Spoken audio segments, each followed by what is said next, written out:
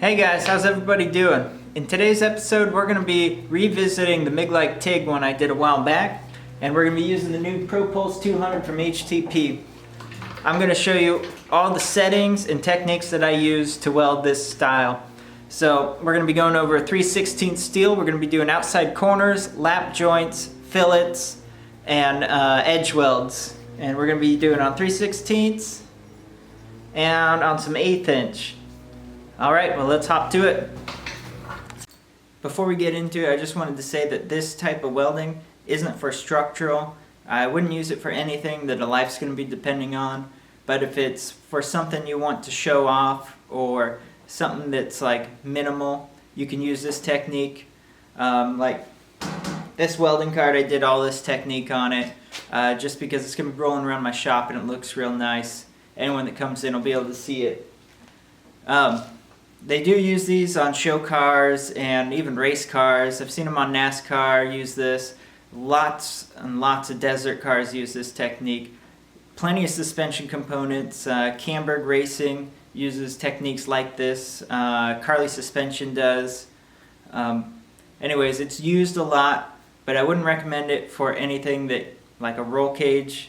So right here I'm showing you that I'm using 030 wire. It's just a regular mild steel ER70S6 wire, and I'm running 7525 CO2 argon mix. And right here you can see all my settings. I'm running 181 inches per minute and my voltage is 17 volts. All these settings that I give you should be able to run on your MIG welder at home if you can punch in the same voltage and inches per minute. You might have to adjust one or the other or both just slightly to get it to run right for your machine, because no machine is exactly, you know, doing 181 inches per minute. It might be 190, it might be 170, and your voltage could be up or down just a tiny bit too. For all the techniques that I use, I do a slight drag angle. You'll be able to see my angle of the gun that I'm using. It's maybe 10 degrees at the most. It might look a little more extreme, but it's not.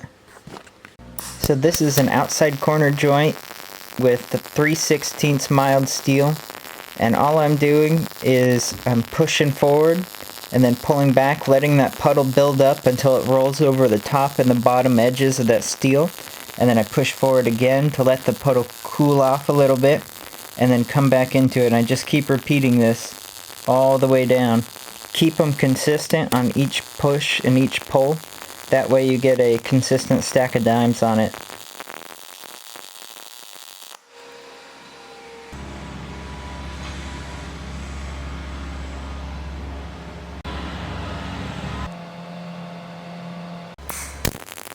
This is another outside corner, but this time it's on 1/8 inch.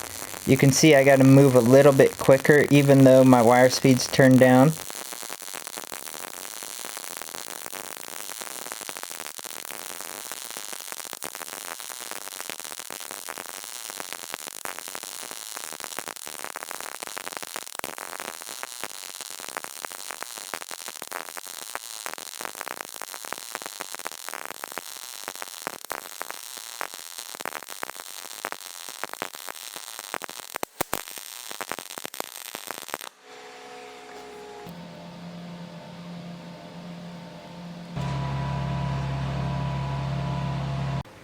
When I do a fillet weld, what I'm doing is I'm just letting the puddle build up, and then I aim towards the bottom piece, roll up into the top piece, and just do little circles all the way down, nice and steady. I might whip faster on the bottom one and then roll it over slower on the top and down, and that technique seems to work real good.